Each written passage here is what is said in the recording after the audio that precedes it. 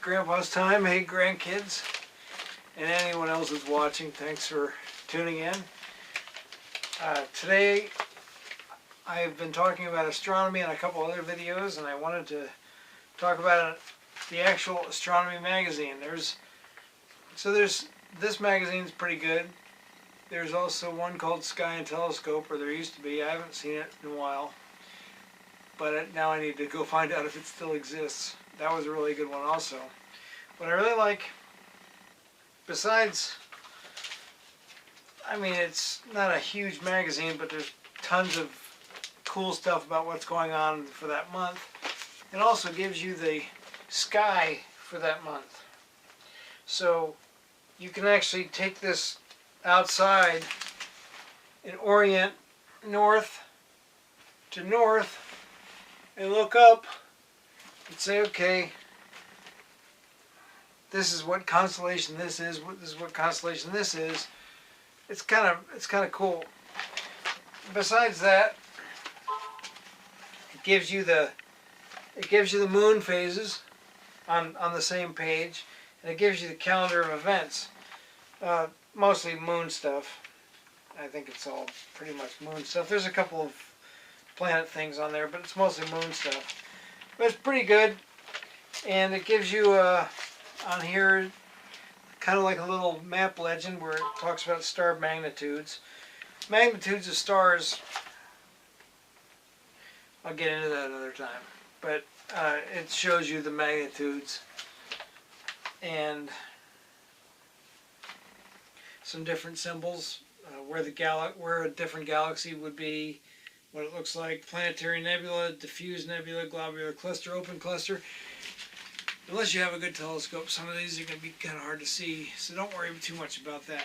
But it's kind of interesting to know once you kind of get deep into it. And even with a small telescope, I was able to see certain clusters I could find.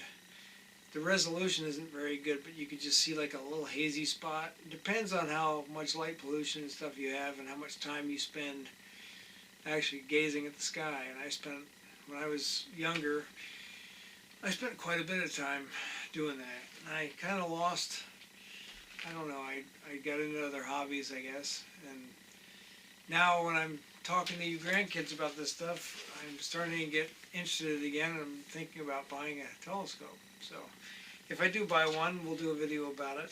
And there's all different kinds of telescopes. There's telescopes you can get to where you can actually push a button and it'll just go to whatever you're wanting to look at. And there's telescopes you can plug into your computer so you can actually see the stuff on your computer screen. And then there's just stuff that are just big mounts, and you just move it around and you can just look and see cool stuff, and you're not going to get pictures of it too. Like Dobsonian telescopes come to mind.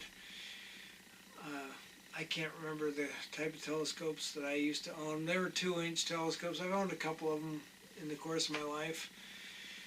I spent a little time with my granddaughter Belle looking at the moon and Jupiter recently with my spotting scope, which works pretty well just for that kind of stuff. But when you really want to look deep into the sky, you need a good telescope.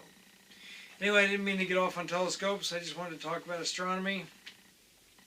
This particular issue is February 2022.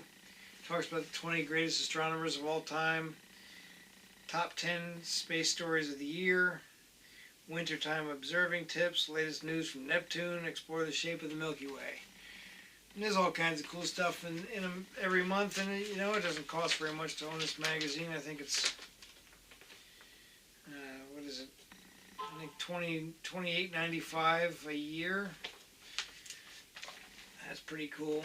I mean, anyhow, thanks for watching. I hope you learned a little something, and I'll keep doing these astronomy videos and talk to you about some more stuff down the road.